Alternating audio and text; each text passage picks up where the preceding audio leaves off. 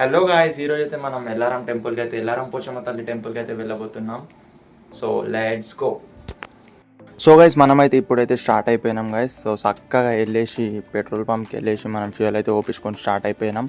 మనకి ఇది via NH-363 అయితే మనం వెళ్తున్నాం. ఎల్లారం వచ్చేసి మనకి మంచిర్యాల డిస్టిక్లోని బెల్లంపల్లి శాసనసభ నియోజకవర్గంలోని ఎల్లారం అనే గ్రామంలో అయితే మనకి ఎల్లారం పోచమ్మ అయితే కొలువై ఉంది.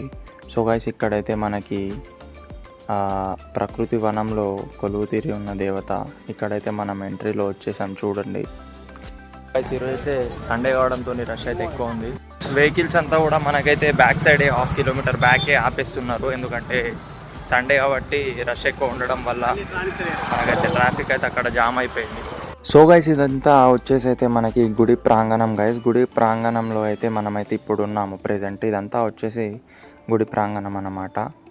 సో గైస్, ఇక్కడికైతే చాలామంది యాటపోతులతో మరియు కోళ్ళతో అమ్మవారికి మొక్కులు సమర్పించుకోవడానికి అయితే వస్తూ ఉంటారు. ఇక్కడ కోరిన కోరికలు అయితే తప్పకుండా నెరవేరుతాయి గైస్.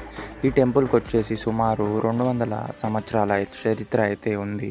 సో గైస్, మీకు ఫుల్ వీడియో కావాలంటే, టెంపుల్స్ యొక్క ఫుల్ డీటెయిల్స్ కావాలంటే, స్టోరీ మొత్తం మనకైతే మన యూట్యూబ్ ఛానల్లో అయితే ఉంది. నా బయోలో అయితే మీకు డిస్క్రిప్షన్లో లింక్ ఉంది. ఖచ్చితంగా వెళ్ళి చూడాల్సిందిగా కోరుకుంటున్నాను. మీరు కూడా వచ్చి తప్పకుండా విజిట్ చేయండి. ఇక్కడ నేనైతే తల్లిని మీకు డిజిటల్లీ అయితే దర్శనం చేపిస్తున్నాను. ఖచ్చితంగా మీరు కూడా దర్శనం చేసుకోవాలని కోరుకుంటున్నాను. అండ్ గైస్, ఎంతమందికి అయితే ఈ టెంపుల్ గురించి తెలుసో వారు ఖచ్చితంగా కామెంట్స్లో తెలపవలసిందిగా కోరుకుంటున్నాను. అండ్ గైస్, ఈ రీల్ని లైక్, షేర్ అండ్ నా అకౌంట్ని ఫాలో చేయవలసిందిగా కోరుకుంటున్నాను. అండ్ మరిన్ని ఇంట్రెస్టింగ్ వీడియోస్తో మీ ముందుంటా. Thanks for watching.